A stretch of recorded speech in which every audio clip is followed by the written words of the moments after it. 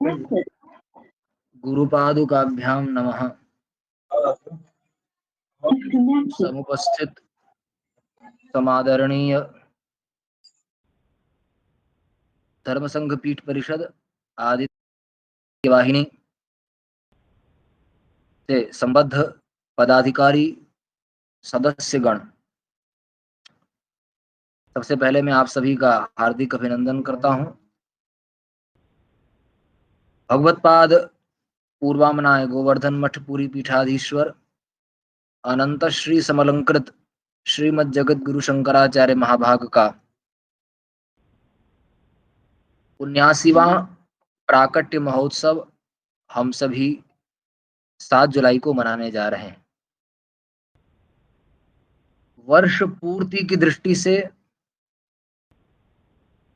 78 वर्ष पूरे हो रहे हैं और प्राकट्य महोत्सव की दृष्टि से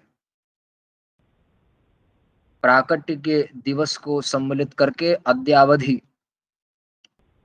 जब जन्मोत्सव हम लोग मनाएंगे उस दिन 69वां प्राकट्य महोत्सव 79वां प्राकट्य महोत्सव भगवत पाद का हम सभी मनाएंगे।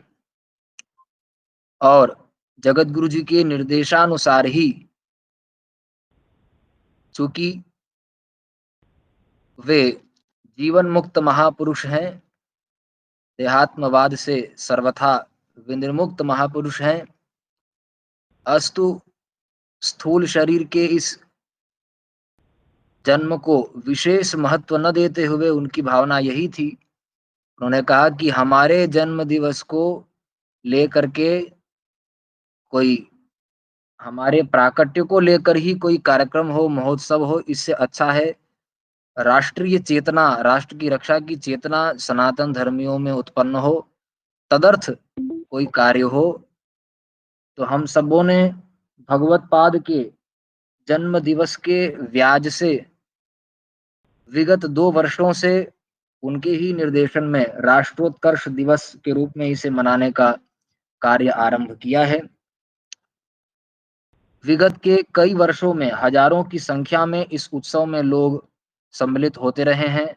आस्था इत्यादि जो अंतर्राष्ट्रीय स्तर के प्रसारण चैनल हैं उसके माध्यम से उसका प्रसारण भी विश्व स्तर पर होता रहा है, किंतु इस महामारी के समय में सब लोग जगत गुरु जी के चरणों तक नहीं पहुंच सकते हैं। अपने अपने क्षेत्र में सेवा, संकीर्तन, स्वाध्याय, गोष्ठी, वृक्षारोपण, इन सभी कार्यक्रमों को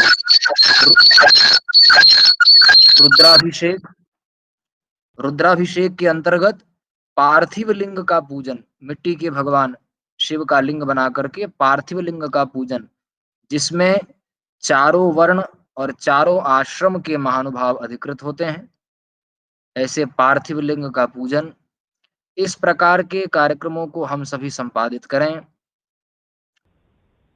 और इसके साथ ही साथ अभी झा जी ने बहुत कुछ आप सबको बताया होगा, जिला स्तर पर, ब्लॉक स्तर में और ग्राम सभा स्तर में, जिला से भी ऊपर संभाग स्तर में, राज्य स्तर में जो जो टीम में सम्मिलित महानुभाव हैं वे अपने अपने क्षेत्र में कार्यक्रमों को संपादित करें।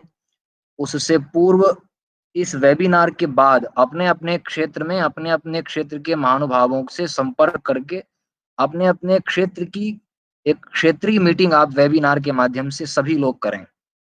उसमें इसी प्रकार की चर्चा सबके साथ हो। श्रीमद जगत गुरु शंकराचार्य महाभाग सनातन धर्म के शिखर हैं, हम सबों के पालक हैं, माता पिता हैं, गुरु हैं। हम सबों के लिए यह सौभाग्य की बात है कि इस अत्याधुनिक काल में, इस कलिकाल में, इस कोटि के जगत गुरु हम लोगों को प्राप्त हैं। तो ये निश्चित रूप से हम सबके लिए उत्सव महोत्सव का ही विषय है। तो इसको राष्ट्र से जोड़ते हुए राष्ट्रीय चेतना जगाने के लिए अपने अपने क्षेत्र में आप लोग आज के बाद 7 तारीख के पहले तक 1-2 दिन का जो बीच में समय है उसमें अधिक से अधिक वेबिनार के माध्यम से लोगों को जोड़ें, लोगों को प्रेरित करें कि अपने अपने क्षेत्र में कार्यक्रम हो। कार्यक्रम से पूर्व पत्र पत्रिकाओं में, क्षेत्रीय इलेक्ट्रॉनिक मीडिया में, सोशल मीडिया में इसका भरपूर प्रचार प्रसार हो। सभी अन्य संस्थाओं के व्यक्ति, जो सनातन वैदिक हिंदू धर्म से संबद्ध जितनी संस्थाएँ हैं, उसमें दुराग्रह छोड़ के सिद्धांत को लेकर किंचित मतभेद होने पर भी सभी संस्था के लोगों को जो हिंदू धर्म के लिए किसी कुछ भी कार्य कर रहे हैं, उनको हम सभी जोड़ें। हम सभी सार्वभौम जगत गुरु के अभियान को लेकर चल रहे हैं। तो उसमें बहुत सी संस्थाएँ ऐसी होती हैं जो कि पूर्ण सनातनी नहीं होती, लेकिन किसी न किसी अंश में सनातन धर्म की रक्षा के लिए वे कार्य कर रहे हैं। उनको भी हम लोग सम्मिलित करें, धीरे-धीरे सत्य की सहिष्णुता उनके अंदर भी आएगी। तो अन्य संस्था के व्यक्तियों को, राजनीति से संबद्ध व्यक्तियों को, शिक्षा के क्षेत्र से संबद्ध शिक्षाविदों को, पत्रकार बंधुओं को और जो विशिष्ट सामाजिक कार्य में रुचि रखने वाले, जो सामाजिक सेवा करने वाले समाज सेवी हैं, ऐसे महानुभावों को भी इन कार्यक्रमों में बुलाएँ और इसके चित्र का, इसके छोटे-छोटे वीडियो क्लिप्स का भरपूर कार्यक्रम के बाद सोशल मीडिया में, इलेक्ट्रॉनिक मीडिया में, पत्र-पत्रिकाओं में पुनः इसका भरपूर प्रचार-प्रसार हो। इसमें आप सभी सहयोगी बनेंगे और अंतिम में एक बात कह के मैं अपनी बात पूरी कर रहा हूँ। केवल जगत जी के इस जन्मोत्सव को व्याजीकृत रूप से हम सभी राष्ट्रोत्कर्ष दिवस के रूप में तो मना ही रहे हैं। इसके अतिरिक्त आद्य शंकराचार्य जयंती है, परशुराम जयंती है, रामानुजाचार्य जी की जयंती है, तुलसीदास जी की जयंती है। श्रावण के महीने में जो भगवान शिव के मंदिरों में सोमवार के लोग एकत्रित होते हैं। नवरात्र का अवसर है, दीपावली है, होली है, गोपाष्टमी है। सनातन धर्म तो पर्वों का ही एक विशिष्ट गुलदस्ता है। तो जो-जो पर्व वर्ष भर में आते हैं, महीने में ही कई सारे पर्व आ जाते हैं, कई महीने ऐसे हैं।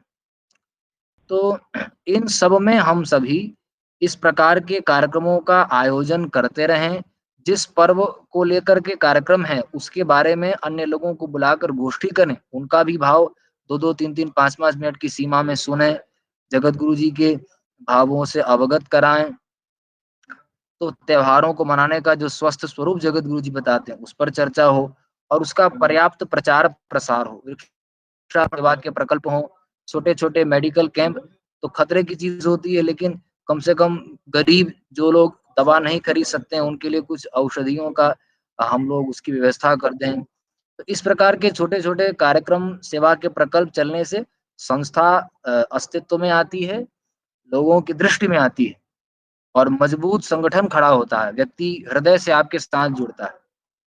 तो इस प्रकार के मैदानी कामों को अवधारित करेंगे तो निश्चित रूप से हम लोग समाज में परिवर्तन देखेंगे। प्रति सप्ताह एक स्थान तय करें, मैं बार-बार इस बात को बोलता हूँ।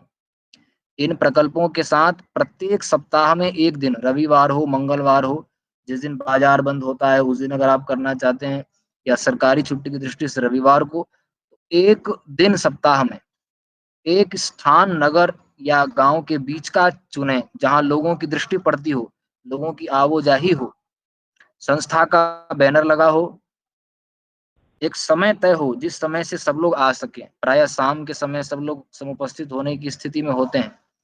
तो समय तय हो, स्थान तय हो, वार तय हो और प्रत्येक सप्ताह पहले हम लोग अपने क्षेत्र के जो हमारे सहयोगी हैं, उनके साथ गोष्ठी करें।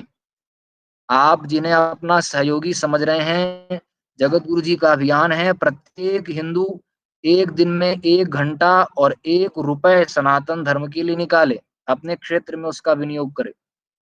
हम कह रहे हैं कि 1 दिन में 1 घंटा और 1 रुपया नहीं, 1 सप्ताह में 2 घंटा हिंदू अगर एक परिवार का व्यक्ति निकाल ले, ये भी सनातन धर्म के लिए बहुत बड़ी औषधि बन जाएगा। लेकिन हमारे कार्यकर्ताओं को इतना अवश्य समझना है, आप जिन्हें अपना कार्यकर्ता समझ रहे हैं, वो सप्ताह में अगर 2 घंटा भी आपको नहीं दे सकता है, तो फिर ऐसे कार्यकर्ता आप राष्ट्र के लिए कुछ नहीं कर सकते। कहीं न कहीं हम उसका कोई दूसरा प्रयोग कर सकते हैं, लेकिन मैदान में निरंतर वो हमारा सहयोग नहीं कर सकते, ठीक है? यद्यपि कोई अयोग्य नहीं होता है, घर बैठे भी जो कुछ कर सकता है, उसकी हम भूमिका कहीं न कहीं रख सकते हैं। लेकिन निरंतर मैदान में साथ जो नहीं देगा, वो हमारा मजबूत और लंबे समय तक चलने वाला सहयोगी सदस्य नहीं बन सकता। इसलिए सप्ताह में 1 बार बैठें, उसमें क्या करना है तो थोड़े देर सामूहिक संकीर्तन किया, हनुमान चालीसा का सामूहिक पाठ कर लिया।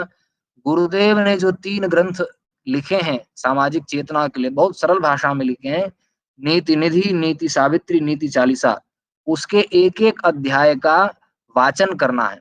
जितने लोग गोष्ठी में सम्मिलित होते हैं, प्रति सप्ताह अलग-अलग सदस्य को बोला जाए कि इस बार आप पढ़ के सुनाएँ, इस बार आप पढ़ के सुनाएँ। एक व्यक्ति पढ़े, बाकी लोग सुनें। इससे जो लोग घर में ग्रंथ नहीं पढ़ रहे हैं, उनको पढ़ने की अभिरुचि बढ़ेगी। सुन करके ये ग्रंथ जो 3 का नाम लिया मैंने, नीति निधि, नीति सावित्री, नीति चालीसा, वो सरल भाषा में है। सुन करके समझ में भी आएगा और पढ़ करके सुनाने से बोलने की क्षमता भी उनकी बढ़ेगी। समाज के बीच में बोलने की झिझक उनकी समाप्त होगी। तो इस प्रकार हमारे प्रचारक तैयार होंगे। आज हमारे पास सबसे ज़्यादा अभाव है प्रचारकों का, तो प्रचारक हमको तैयार करने हैं।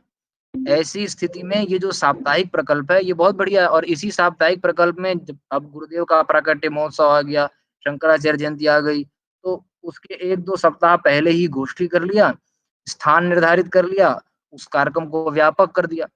तो इस प्रकार संस्था फिर धीरे-धीरे स्वरूप में आती है। एक जगह मान लीजिए भोपाल, अभी मध्य प्रदेश को लेकर गोष्ठी हो रही है, तो राजधानी को लेते हैं, मान लीजिए भोपाल में एक क्षेत्र में ये साप्ताहिक प्रकल्प 1 साल तक चला और इतना सुदृढ़ता पूर्वक चलने लगा कि काफ़ी लोग उसमें एकत्रित होने लग गए, लोग प्रबुद्ध भी होने लग गए। तब फिर उनमें से 2-4 जो हमारे प्रशिक्षित कार्यकर्ता तैयार हो गए, उनको हमने भोपाल के दूसरे क्षेत्र में भेज दिया।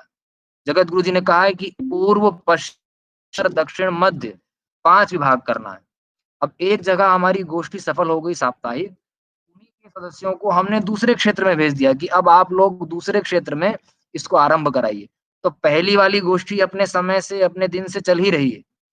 दूसरे क्षेत्र में गोष्ठी आरंभ कर ली उन प्रशिक्षित व्यक्तियों के द्वारा, वहाँ जब चल पड़ी तो फिर वहाँ से तीसरे, जहाँ-जहाँ लंबे समय तक गोष्ठी चलेगी, वहाँ के प्रशिक्षित कार्यकर्ता हमारे तैयार होते जा रहे हैं।